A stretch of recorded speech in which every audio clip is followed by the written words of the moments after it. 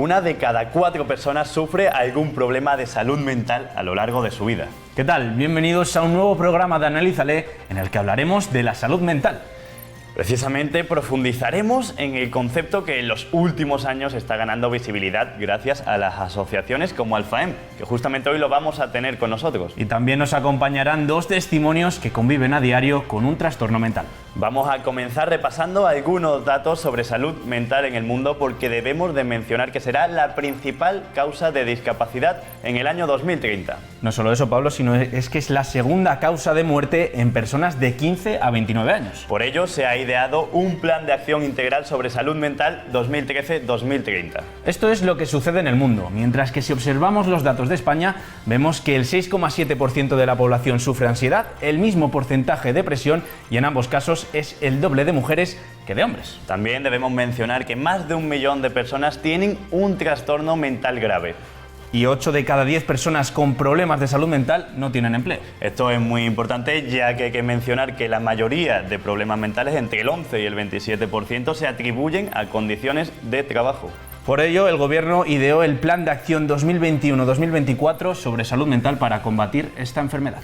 Es especialmente preocupante la evolución de estos trastornos en los jóvenes, ya que 1 de cada 7 personas de entre 10 y 19 años padece algún problema de salud mental. Es una edad muy complicada, ya que el 50% de los problemas de salud mental comienzan antes de los 14 años y el 75% antes de los 18.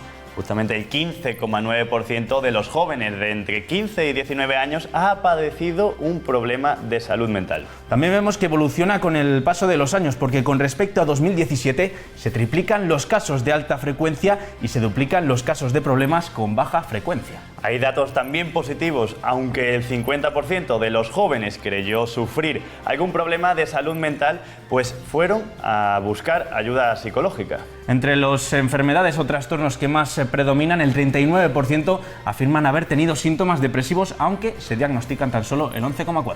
El 37% cree haber sufrido ansiedad. Y el 14,5% trastorno del sueño. Entre 2019 y 2021 ha aumentado significativamente la proporción de jóvenes que experimentan ideas de suicidio, ya que ha crecido del 5,8% en 2019 al 8,9% en 2021. Si observamos los síntomas más comunes de los trastornos en la salud mental de los jóvenes, vemos que son la tristeza, con el 56,6%, la falta de interés por hacer cosas, con más del 51,5%, y los problemas de concentración, que llegan al 50%. No obstante, hay otros problemas como el cansancio y la apatía, que llegan al 47,9%, el miedo y la incertidumbre ante el futuro, que llega al 45,1%, problemas para conciliar el sueño, el 44%, y finalmente la inquietud y el desasosiego, que es el 42%. Todo esto puede venir sucedido por algo como pueden ser los factores genéticos, el entorno social o las experiencias vividas a lo largo de la vida.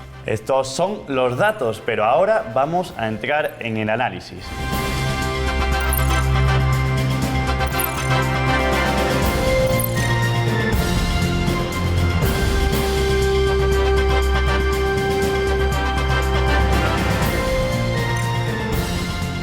Ya vamos a comenzar la mesa de análisis sobre salud mental, un problema global, y lo vamos a hacer precisamente hablando con la Asociación de Salud Mental de León. Para entender mejor los datos que hemos visto antes en la pantalla, contamos en esta mesa con Rosa Conde, gerente de Alfaem. Hola. ¿Qué tal? Y con Ana García, psicóloga también. Hola. ¿Qué tal? Vamos a empezar con una pregunta que puede ser sencilla, pero complicada de responder. ¿Qué es exactamente la salud mental? Bueno, la salud mental, aunque en un principio se consideraba que era la ausencia de enfermedad hace muchos años, sí que la OMS llegó a decir que era un estado pleno de bienestar a nivel físico, mental y social. Es decir, tener una salud mental implica pues tener recursos suficientes para afrontar el estrés, gestionar las emociones, desarrollar tu potencialidad, todo esto. Y no tiene nada que ver con debilidad de carácter, ni tiene nada que ver con nada de esto. O sea, la salud mental es, pues eso, ser capaz de enfrentar los retos que tenemos en el día a día. Hay una pregunta que se puede lanzar al aire para ver quién de las dos la sabe responder mejor, porque es que cada vez los datos indican que hay más problemas de salud mental, o simplemente es que antes era un tema tabú y se intentaban esconder o la gente no acudía a ayuda profesional. Mi opinión es una mezcla de las dos, es decir, lo que nos ha tocado vivir y nuestro día a día es complicado, la vida es de varios colores y eso hace que las personas también hablemos de lo que nos pasa en nuestro día a día y por lo tanto conlleve a enfermedades, ¿no? También la pandemia, lo hemos pasado mal y seguimos, bueno, pues con mucha incertidumbre. Eso provoca, bajo mi punto de vista, bueno, pues síntomas, ansiedad, depresiones, por lo tanto, problemas de salud mental. Ahora hablaremos de la pandemia, pero ya que mencionamos el tema del tabú, también la profesión del psicólogo, años atrás estaba un poco mal vista el acudir al psicólogo. ¿Crees que sigue existiendo esa percepción o que ha cambiado ligeramente esa perspectiva?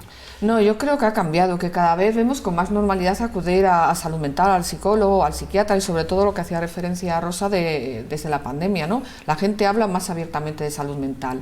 Ya no te señalan o ya no te juzgan tan duramente por el hecho de tener que ir al psiquiatra o al psicólogo. Aunque yo creo que ir al psicólogo está mejor visto que el psiquiatra. El psiquiatra parece que dice, bueno, es que este ya está muy mal. También los datos que hemos visto antes de comenzar dice que es una tendencia que se suele dar más en gente joven. ¿A qué se puede deber este dato?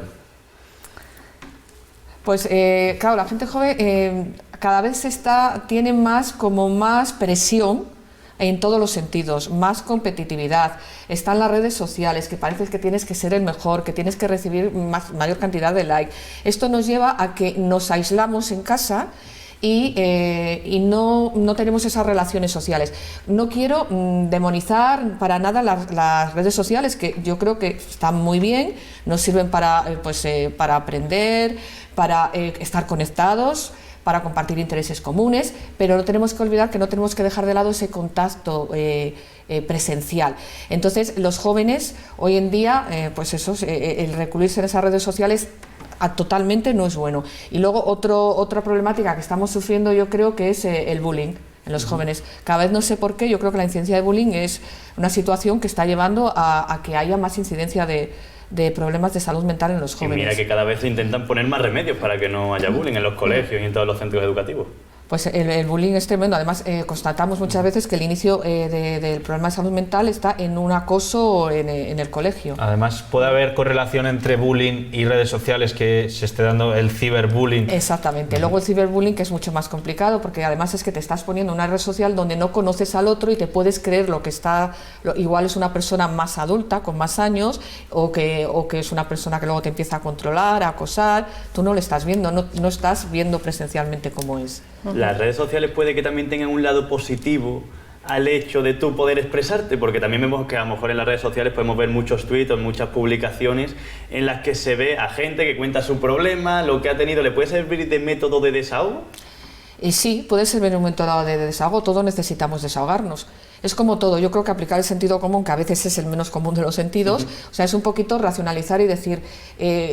¿Está siendo esto un problema? ¿Cuándo las redes sociales son un problema? Cuando mi hijo, pues cuando pasa demasiado tiempo y descuida sus relaciones sociales, porque está todo el tiempo conectado. Ahí hablamos de un problema. Pero sí que puede ser, disculpa, sí que puede ser lo que tú decías, un motivo para desahogarte. Igual de malo puede ser bueno. Exactamente. Pues vemos justo la campaña de este año, ¿no? Que es de Dale Like a la salud mental, una campaña para concienciar a los jóvenes y utilizar esa herramienta como puede ser las redes sociales. Hablaba Rosa antes de la pandemia. ¿Qué papel ha tenido en la salud mental? Bueno, fundamental en los jóvenes, en los adultos, en los mayores. Yo creo que ha sido muy significativo pues lo que nos ha tocado vivir para darnos cuenta de lo importante que es la salud mental, lo hablábamos al principio, y muchos otros factores también han tenido que ver, como es la crisis, crisis económica, el no tener muchas veces trabajo, no tener recursos, todo va a influir en nuestra salud mental, por supuesto. También la falta de profesionales, sabemos cómo está la sanidad pública. Y no olvidemos que la salud es un problema de salud pública. Necesitamos pues que las personas con problemas de salud mental tengan pues ese apoyo de los psiquiatras, de los psicólogos cuando lo necesitan. Ahora mismo no se está cumpliendo. En nuestros servicios, bueno, Ana lo conoce de primera mano, nosotros damos apoyos a nivel social y a nivel psicológico, pero no somos un servicio sanitario, somos un servicio social. Por lo tanto, es fundamental la coordinación y que las personas puedan ir a los servicios públicos, a los servicios sanitarios cuando lo necesitan. Lo hemos visto en los datos, nos lo has confirmado luego tú, Ana. Hemos visto que la pandemia ha provocado que haya más trastornos mentales y entre ellos pues podemos incluir la ansiedad, el miedo por el futuro, por no saber lo que pueda pasar. ¿Y cuáles son los demás trastornos más comunes que podéis ver, sobre todo a lo mejor en la asociación también? Sí, porque en la población general vemos claramente la depresión y la ansiedad.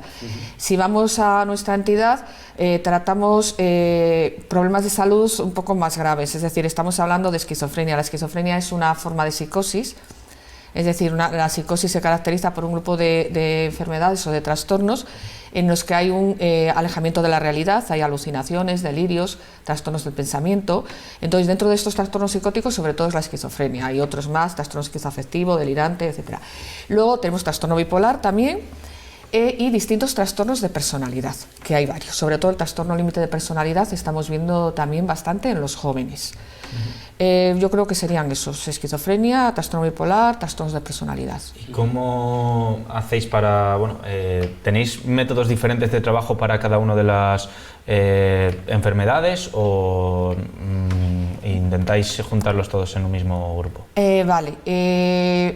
Por ejemplo, en el centro de día, que es donde yo trabajo, donde realizo pues, una parte importante de mi jornada, allí tenemos distintos grupos que sí que los procuramos más que por patología a nivel cognitivo, es decir, cómo están a nivel cognitivo, a nivel de atención, de concentración, cómo es su funcionalidad, porque todo tipo de esquizofrenia en general siempre tiene algún problema en la atención, concentración y memoria. Entonces los agrupamos a nivel cognitivo más que a nivel de patología.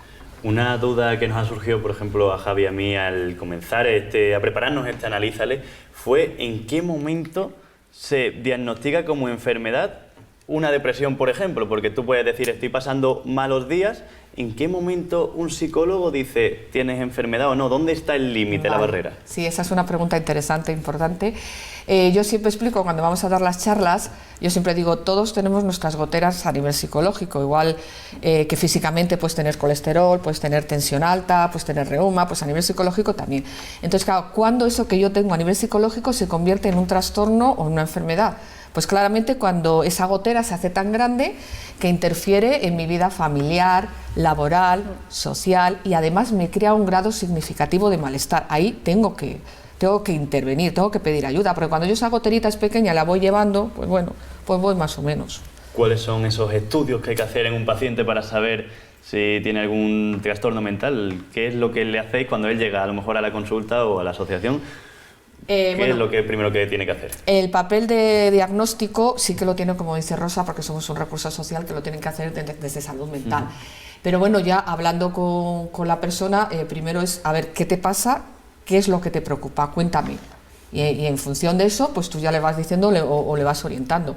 Pues nosotros en principio no estamos diagnosticando, eso lo dejamos ya para salud mental. Con respecto a los diagnósticos, hemos visto antes que el 39% de los jóvenes sufre algún tipo de depresión, algún síntoma depresivo, pero se diagnostican tan solo el 11,4%. ¿Puede ser que esto se deba, el que haya tan poco diagnóstico con respecto a los que creen que lo sufren, el que no hay unos medios sanitarios suficientes como para diagnosticar? Sí, perfectamente. Y luego además ocurre que hay también a veces unas depresiones que van como muy solapadas, muy tal, es decir, que parece que estás como el hámster en la rueda, ¿no? Y entonces no te das cuenta que tienes una depresión, pero sin embargo estás como que pierdes el interés por las cosas, que vas como un autómata a trabajar, te vuelves a casa, no haces las cosas que antes te gustaban, estás como más apático y vas como tirando y no te das cuenta que tienes una depresión hasta que esos síntomas se vuelven más graves y ya interfieren de tal manera que dejas de hacer cosas, que ese es el problema de la depresión. Dejamos de hacer primero cosas que son agradables, como ir a tomar el café con la amiga o salir a comprarte algo, a esa pérdida se suma, dejo de hacer las cosas importantes para mí, dejo de asearme, dejo de ir al trabajo y al final la suma de esas pérdidas tenemos una depresión. Aparte de la juventud, que es la que principalmente pues, se empieza a tener esos problemas de trastornos, ya que suelen salir en gente joven, ¿hay algunos factores genéticos o de algún tipo que den más probabilidad a sufrir algún tipo de problema de salud mental? Sí, claramente sí, tenemos factores genéticos. Ahí cuando damos las charlas de sensibilización, ¿verdad, Rosa? En los colegios insistimos mucho en que hay factores genéticos, nosotros nos vamos viendo nuestra genética, lógicamente, entonces ese es un factor que predispone, ¿no? La genética. Y luego tenemos las drogas, que siempre insistimos, entonces tú no conoces la genética, entonces los porros que son como tan, bueno, que están, parece que no pasa nada, hacen que lo que yo tengo genético se exprese, sobre todo en la adolescencia. Entonces lo genético es importante. Entonces, ¿qué tenemos que hacer? Pues cuidar mucho, sobre todo en la adolescencia, que nuestro cerebro todavía se está desarrollando. Y yo meto un hachís o porros que alteran la química de mi cerebro. Y si yo tengo esa predisposición genética que yo no lo sé, entonces lo que hago es multiplicar muchísimo la probabilidad de desarrollar. Por eso tenemos tantos jóvenes ahora con problemas de porros, drogas y enfermedad mental. ¿Esos problemas genéticos es posible conocerlos de alguna manera o es una cosa que...? Es posible conocerlos si tú tienes antecedentes familiares. Es decir, si tienes antecedentes familiares de un padre, un abuelo, tal, pues claramente tienes que educar muy bien a tu adolescente para que no consuma. Pero claro, luego todos sabemos que hay un 1% de probabilidades de tener esquizofrenia sin tener antecedentes. Entonces puede ser que no tengas antecedentes, pero que sí que tengas esa predisposición. Y estos problemas de salud mental, sobre todo tú, Rosa, lo conocerás a lo mejor un poco más, ¿cómo afecta en la vida diaria de un paciente y también qué hacéis vosotros, por ejemplo, desde la asociación para que normalizarlo lo más posible? Sí, bueno, la asociación llevamos 30 años trabajando y ha cambiado mucho esta atención, ¿no? Como comentaba antes Ana, al principio era, bueno, pues más ayuda mutua, más información, pero ahora mismo el modelo de atención está centrado en la persona. Cada diagnóstico es diferente, individualmente pues el equipo multiprofesional, tanto en el centro de día como en las viviendas, como el servicio de asistente personal, trabaja individualmente con esa persona y con ese diagnóstico. Comenta el usuario pues las necesidades, las problemáticas que vive en ese día a día para conseguir esos objetivos que quiere, ¿no? Yo creo que ese es la forma de trabajar en coordinación con los equipos de salud mental y con la red sociosanitaria para mejorar la salud mental. No todas las esquizofrenias o no todos los trastornos bipolares, ni muchísimo Son menos. iguales. Entonces, los factores genéticos, los factores sociales, etcétera, etcétera, los recursos, la familia, todo eso lo tenemos que poner encima de la mesa y planificar dentro de su proyecto de vida para mejorar su salud mental, ¿no? Podemos decir que, aunque sea el mismo trastorno mental el que tenga un paciente, no todos lo llevan igual, no es un orden fijo, digamos, de cómo tratarlo, ¿no? Sino cada uno es un mundo, hay que hablar con él, por eso entenderlo.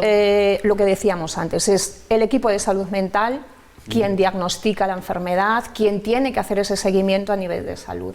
Nosotros en los servicios, pues cada servicio tiene sus objetivos. El centro de día tiene unos objetivos, la vivienda tiene otros, y por eso es tan importante esa buena coordinación para que la persona se adapte a ese servicio en la vivienda supervisada. Después los compañeros os contarán pues cómo están Pamela en su trabajo, José Manuel en el centro de día o en la vivienda. ¿Por qué? Porque se han sentado todos los profesionales y se ha elaborado un proyecto de vida para conseguir esos objetivos. El objetivo final es vida independiente, autonomía y que, bueno, pues vayamos consiguiendo esos sueños como cualquier persona.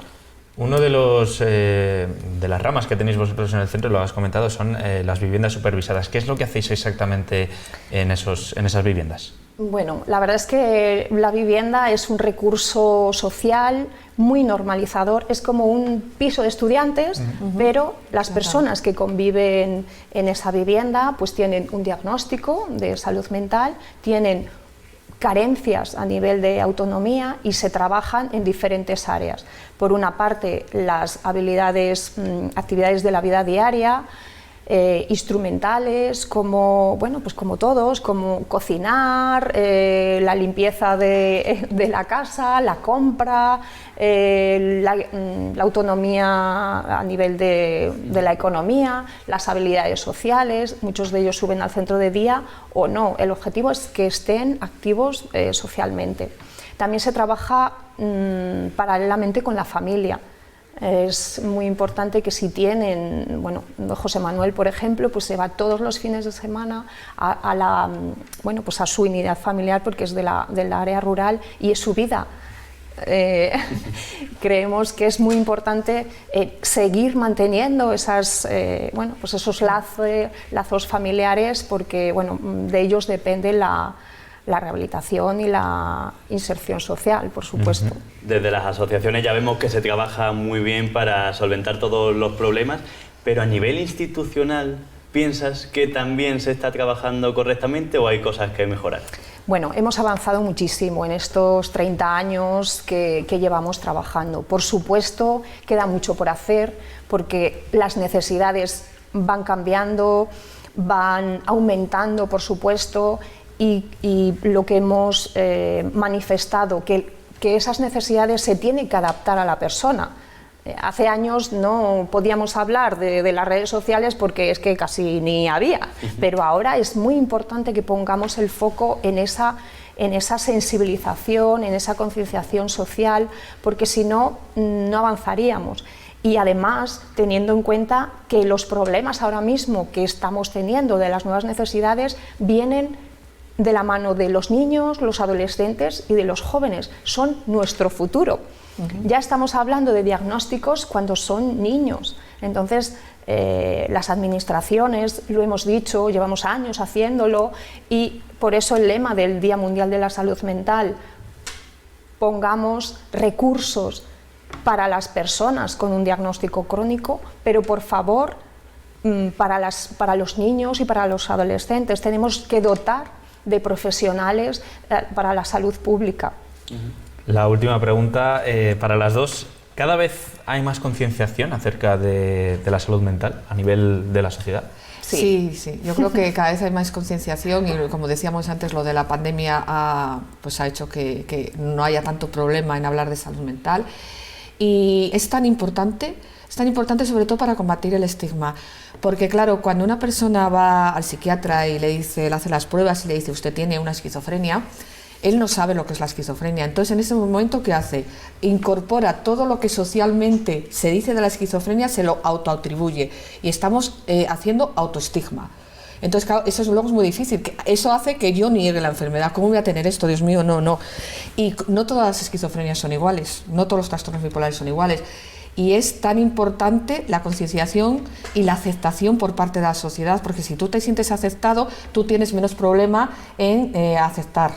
Y para eso es importante saber qué es la esquizofrenia, la psicoeducación, que te lleve a comprender, y si yo comprendo puedo aceptar, y si yo puedo aceptar, puedo cambiar y puedo evolucionar favorablemente. Sí, yo creo que a nivel social, y de hecho por eso estamos aquí hablando abiertamente de nuestro día a día, tenemos familiares, tenemos amigos, tenemos vecinos que tienen un problema de salud. La salud mental es un problema de salud, entonces creo que tenemos que facilitar entornos, que los medios de comunicación, por supuesto, hacéis una grandísima labor en poner imagen, en hablar de la salud mental sin ese estigma, por supuesto, porque mañana me puede tocar a mí, te puede tocar a ti, y nos gustaría, por supuesto, que nos invitarais igual. Entonces, egoístamente tenemos que hablar de la salud mental y demandar esa atención porque es muy necesaria. Pues Rosa, Ana, muchas gracias por estar con nosotros aquí en esta mesa de Analízale sobre salud mental y un problema global. Muchas gracias. Muchas gracias a vosotros y nada, para cuando queráis, ahí estamos. Muchísimas gracias. Nosotros en breve vamos a volver y vamos a seguir con la mesa de análisis y en este caso lo haremos con dos testimonios que nos van a contar cómo es su día a día, sus experiencias y qué es lo que sienten teniendo este trastorno mental.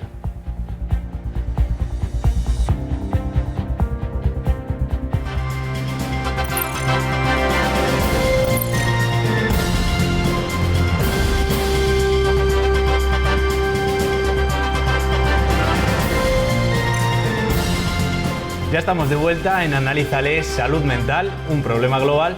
Antes hemos conocido el punto de vista de dos profesionales del sector, pero ahora, Pablo, vamos a tener a dos personas que conviven día a día con estos problemas. Vamos a tener dos testimonios que nos van a contar un poco más lo que sufren con esta enfermedad, y para ello tenemos aquí en la mesa a José Manuel y a Pamela. Muy buenas tardes.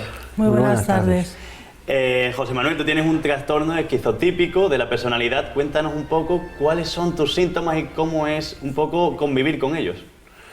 Pues básicamente la enfermedad consiste en cierta timidez y bueno, me costó mucho vencerla, pero ahora convivo mucho mejor y ya me encuentro mucho más integrado en la sociedad y te hace sentir pues otra persona diferente. Todo empezó pues con ciertos tratos que tuve con algunos de mis amigos que me hacían sentirme un poco mal conmigo mismo, pero bueno,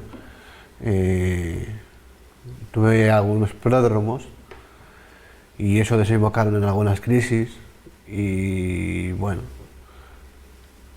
hasta que se pasó pues lo pasé un poco mal, porque desde mi punto de vista no hice nunca nada malo, pero podía haber hecho cosas mejores. Pero bueno, al fin y al cabo, eso es una cosa más con la que tienes que aprender a convivir al día a día. Sí, ahora ya no tengo nada y estoy mucho mejor.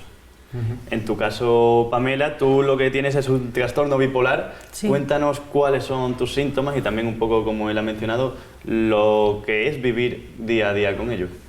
Pues efectivamente yo tengo un diagnóstico de trastorno bipolar y esta enfermedad mental consiste en alternancia de episodios de depresión con episodios que los llaman, hablando técnicamente, de hipomanía, manía, que son pasar de un estado deprimido a uno de manía.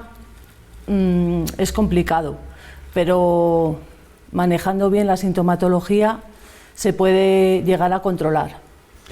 José Manuel, el trastorno esquizotípico de la personalidad ¿se suele confundir con la esquizofrenia? Pues sí, hay mucha gente que lo confunde con la esquizofrenia, pero en realidad estas dos cosas no tienen nada que ver. ¿Por qué diferencias hay? Pues la esquizofrenia tampoco tiene mucho que ver con la paranoia, pero esquizofrenia, pues hay varias clases de esquizofrenia.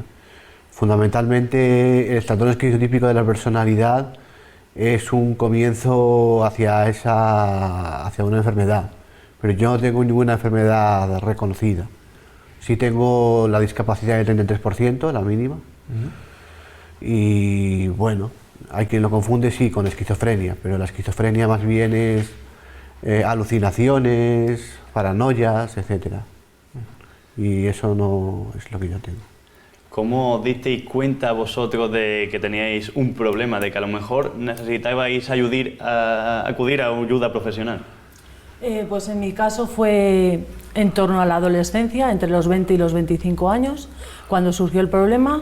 Todo comenzó con un episodio de depresión mayor que posteriormente lo diagnosticó el especialista, en este caso el psiquiatra. Y los síntomas eran apatía, falta de apetito, insomnio, tristeza, pérdida del interés por las cosas que antes te provocaban satisfacción. Y bueno, una vez que acudí al especialista y me diagnosticó la enfermedad, pues se trató de solventar el problema, la problemática.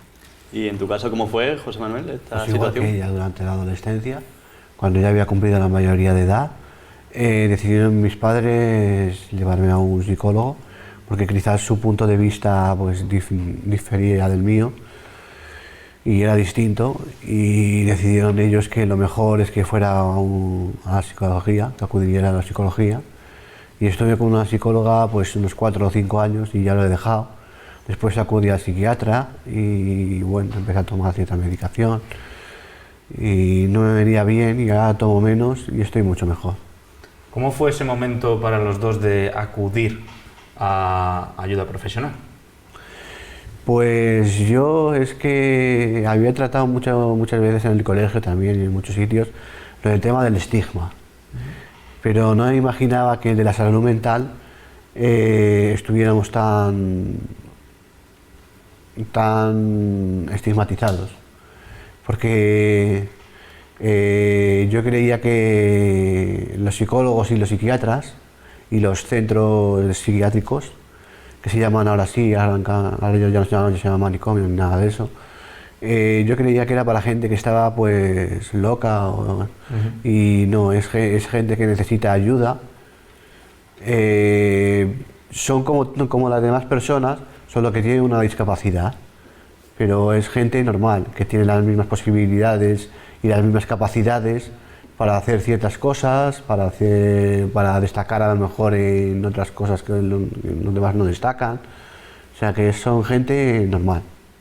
¿En tu caso, Pamela? Pues en mi caso al principio tuve cierto reparo o prejuicio de asistir a la ayuda profesional, pero con el apoyo de mi familia y de mi entorno, que me dieron mucho cariño y apoyo, pues decidí ponerme en manos de un psicólogo y luego llevar la medicación que me pautó un psiquiatra. Y ambas combinación de terapia y medicación, pues he logrado mantener a raya, por decirlo de alguna manera, mi enfermedad.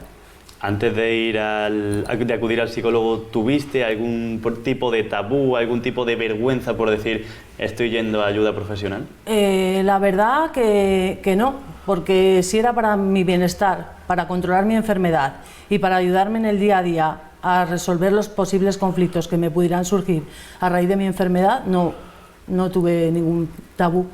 Y en tu caso, José Manuel, ¿tuviste algún miedo antes de acudir de qué podía pensar la gente sobre ti?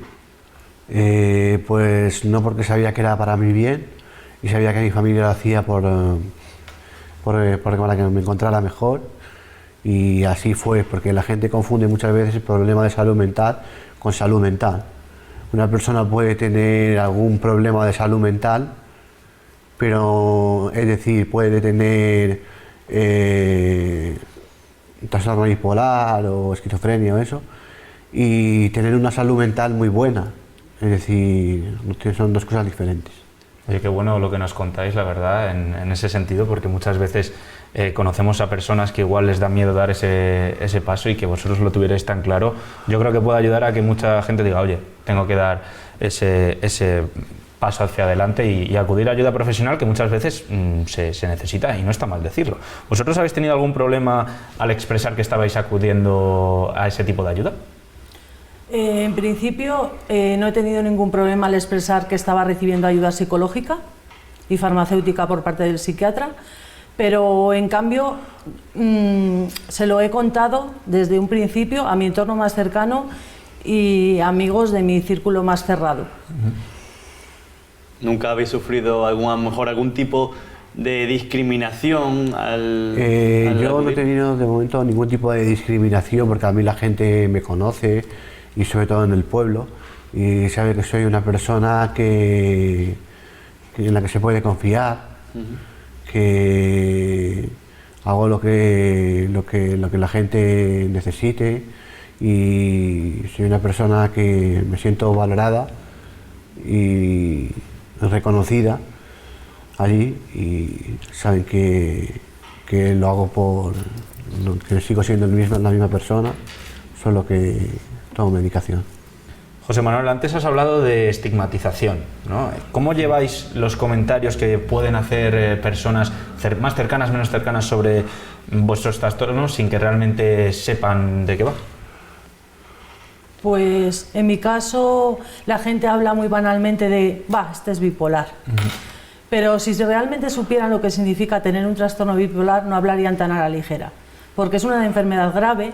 Pero bueno, como he dicho con anterioridad, con fármacos y con terapia se puede llevar una vida casi totalmente normalizada. De hecho, yo la llevo. Lo que ahora mismo, por ejemplo, acabas de mencionar, que mucha gente dice este es bipolar, lo usan a lo mejor en ciertos momentos como un insulto, puede ser. ¿Cómo llevas eso de que tú, al fin y al cabo, que es una enfermedad que tú sufres y que padeces y que tienes que vivir con ella día a día, de que la gente la tome por, digamos, una tontería? Bueno, pues hay gente ignorante que desconoce la enfermedad y habla muy a la ligera, como vuelvo a repetir. Entonces, pues ante esos comentarios lo mejor es ignorarlos y no hacerles demasiado caso, por decirlo así. José Manuel, en tu caso que hablábamos antes, esquizotípico, esquizofrenia, ¿has llegado a escuchar comentarios que digan, bueno, no está bien de la cabeza, no esquizotípico? Sí, eso siempre ha ocurrido, y ha ocurrido incluso con gente que nunca ha acudido al psiquiatra, que sufre bullying. Y bueno, sí hay gente que, bueno, a la mayoría se les estigmatiza, se les pone la etiqueta, dicen, este está loco, este tiene una enfermedad. Y en realidad lo que tendríamos que hacer en los centros y demás es hacer que las personas pues conozcan un poco lo que es tener un problema de salud mental y no poner etiquetas a los demás ni estereotipos, y que entren en contacto con lo que es la realidad de la salud mental. Al fin y al cabo, este es un problema que sucede mucho en la gente joven, ¿no? Que es al fin y al cabo cuando se dan cuenta de que pueden tener algún tipo de trastorno mental. ¿Y pensáis que con el paso del tiempo, con el paso de los años, ahora lo que vosotros mismos acabáis de mencionar ahora mismo, que la gente a lo mejor puede llegar a tomarlo como un insulto o discriminar a una persona, creéis que cada vez se está tomando más conciencia sobre ello y esto sucede menos, se está tomando más medidas para prevenirlo? Sí, cada vez se está intentando poner más medidas para que esto no ocurra, para que la gente esté más concienciada, y esto cada vez pues se va normalizando cada vez más. Por tu parte, ¿tu opinión es similar o...? No, es diferente. Pues que yo pienso que a raíz de la pandemia, que el tema de la salud mental ha cambiado bastante y parece estar un poco más normalizado que con anterioridad, puesto que con el tema de adolescentes, adicciones, pues han surgido otras problemáticas en la salud mental y ha aumentado el número de casos, en jóvenes y adolescentes sobre todo. Sí, lo hemos visto antes. Y así incluso en niños también. Al fin y al cabo, una cosa que ha sido mala, como es una pandemia, ha llevado a que hayan más casos de salud mental, que también viene a ser malo en este caso, pero finalmente ha conseguido algo positivo, ¿no? Que Sí. es eso, concienciar a la población. Sí. Lo veíamos antes, que desde 2021 el 50% de los jóvenes que creían padecer algún problema de salud mental han acudido al psicólogo o han acudido a ayuda profesional. ¿Creéis que se están dando pasos hacia adelante? Sí. Sí, eso sí. A ver, pasos cortos, pero yo creo que a largo tiempo espacio pueden llegar a incluso a mejorar mucho el sistema de la salud mental. ¿Cómo de importante veis el acudir a un profesional, el estar también, por ejemplo, como hemos hablado Pues antes, yo en la animo a asociación? personas que lo necesiten, el acudir a estos centros, porque más bien te ayudan, te apoyan profesionalmente y te ayudan muchísimo a salir del problema o a llevarlo de la mejor manera posible, y de una manera mucho mejor. Otro pilar importante también, lo habéis mencionado en vuestros casos, es muchas veces el entorno, ¿no? ¿Cómo de importante es que el entorno os apoye, que esté con vosotros a la hora de llevar a cabo, de solucionar este problema? En mi opinión, el entorno es importante, pero más importante es la actitud que toma la persona al reconocer que tiene un problema o una enfermedad mental en este caso, y la actitud que toma ante ese problema. Es decir, tiene que tener una actitud positiva, seguir unas rutinas, tomarse su medicación, ir a su psicoterapeuta. Y bueno, pues en principio, básicamente esos pilares. Para mí los pilares son los agentes de socialización básicos. El primero es la familia. El entorno de la familia marca mucho y te puede desembocar en una enfermedad mental. El segundo agente de socialización creo que es la educación, o algo, no sé si es el tercero. Y el tercero sí es el grupo de amigos, también, eso, el compañerismo, que fue lo que a mí me falló y por eso pues me pasó esto. También me quedo con lo que dices, Pamela, de la actitud de la persona. ¿Vosotros a lo largo de todo este tiempo habéis tenido alguna crisis de no puedo llevarlo, de negatividad ante la situación en la que estáis viviendo? Pues yo sabía que podía llevarlo, pero hay veces que, como todas las personas, pues sientes que te encuentras más triste, sobre todo con la pandemia, Pero bueno, como ya lo tenía normalizado, pues a mí no me ha pasado nada de eso. Pues yo pienso que aunque la situación esté normalizada o tú sigas tus pautas para sobrellevar la enfermedad, siempre te quedará una pregunta que es ¿y por qué a mí? Claro, porque al fin y al cabo, ¿por qué lo he tenido que sufrir yo de entre tantas personas? Pero al fin y al cabo hay que aprender a convivir con ellos. Y para convivir con ellos deberéis contar con medios, como por ejemplo en la asociación Alfaim. ¿Creéis que gracias a ella contáis con todos los medios que necesitáis para vivir día a día y para poder llevar lo mejor posible esta enfermedad? Sí, tenemos compañerismo, tenemos actividades lúdicas, de juegos, jugamos a muchas cosas. Tenemos deporte, que el deporte pues aumenta la hormona de la felicidad, permite que se estimule la serotonina, aumenta el metabolismo celular. Yo juego a pádel y también me gusta mucho el mind walking, la marcha nórdica. Y he hecho, junto con otros compañeros, el Camino de Santiago no hace mucho. Fíjate. Lo he terminado en octubre. Ya, pádel podríamos jugar un día. Un partidito. Seguramente nos ganen. Y el pádel, de vez en cuando tenemos torneos. Y, bueno, yo hago poco, pero bueno, sé jugar y lo pasamos muy bien. ¿En tu caso, Pamela? En mi caso, Alfaim me aporta un gran apoyo, y cuando digo un gran apoyo es que para mí es fundamental.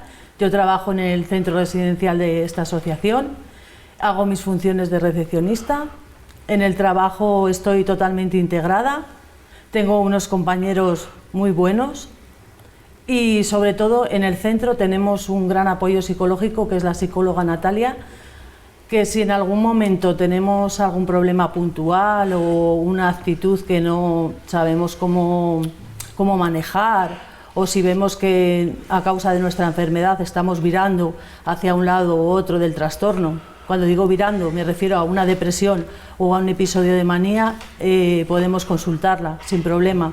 Entonces, pues para mí es una asociación muy importante. Trabajar, por ejemplo, en la asociación, como es tu caso, también te aportará mejorar, ¿no?, los síntomas a lo mejor y bastantes más cosas. Pues para mí es fundamental, como dije antes, y precisamente estoy totalmente integrada, tengo un trabajo, mi propio trabajo me sirve de terapia. Tengo una actitud positiva frente al desarrollar la tarea que estoy desarrollando. Es que no puedo resumirlo de otras palabras. Y en tu caso, José Manuel, tienes muchísimos estudios, ¿no? También has hecho muchísimas carreras, muchísimos máster y muchísimos cursos. Sí, pero últimamente allí en Alfaim me dedico para cotizar a la Seguridad Social, me dedico a hacer una serie de cursos donde me pagan. Y luego pues también cuentas, pues como ya dijo, con profesionales que te están apoyando todo el tiempo. Tenemos muchas actividades de verano también, la piscina, la playa fluvial. Esas actividades ayudan, ¿no? Que se hacen allí en el centro, y también en algunas ocasiones vamos a la playa. Como solemos ir a una playa de Gijón, de las muchas que tiene, que se llama la playa de Rodiles, y está muy bien.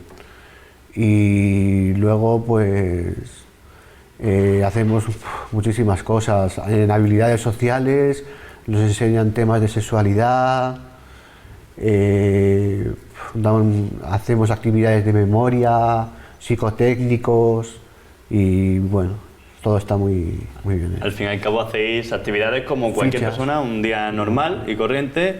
Vais a la playa, vais, por ejemplo, como han mencionado, a jugar al pádel, trabajáis. Al fin y al cabo eso ayuda a que seáis uno más, ¿no? Que tampoco se os discrimine por cualquier tipo de problema mental, y pensáis también que cada vez, con el paso de los años, se está ganando, en cierto modo, esa visibilidad, pero pensáis que es muy importante seguir, por ejemplo, celebrando el Día Mundial y seguir haciendo actividades para que la gente se conciencie verdaderamente. Sí, el 10 de octubre es el Día de la Salud Mental, y yo creo que se debe de seguir celebrando y reivindicándonos para que la gente nos reconozca y se dé cuenta que hoy por ti, mañana por mí. Hoy podemos ser nosotros y mañana puede ser cualquiera. Pues como dice José Manuel, el Día de la Salud Mental es el 10 de octubre, y yo creo que es importante seguir celebrándolo para que se visibilice más cada día los problemas cotidianos de la salud mental. Muy importante, por eso también hemos hecho este programa, ¿no? el que nos contéis de primera mano lo que estáis viviendo. Así que bueno, Pamela, José Manuel, muchas gracias por haber venido y por contarnos, también porque lo habéis hecho fenomenal, chicos, lo habéis hecho muy bien. Hemos podido, al fin y al cabo, también lo que pretendemos con este Analízale, que la gente conozca vuestra situación, que se visibilice también un poco más todas las enfermedades de salud mental y que a ver si en un futuro pues se acaba con esa discriminación y se consigue no tener que celebrar el 10 de octubre porque todo el mundo lo conozca. Nosotros nos vamos a tener que despedir, Pablo. También les agradecemos a todos los espectadores que hayan visto este programa. Ya saben que volverá la semana que viene con otro tema distinto, otro Analízale. Aquí les dejamos, que lo hayan pasado bien.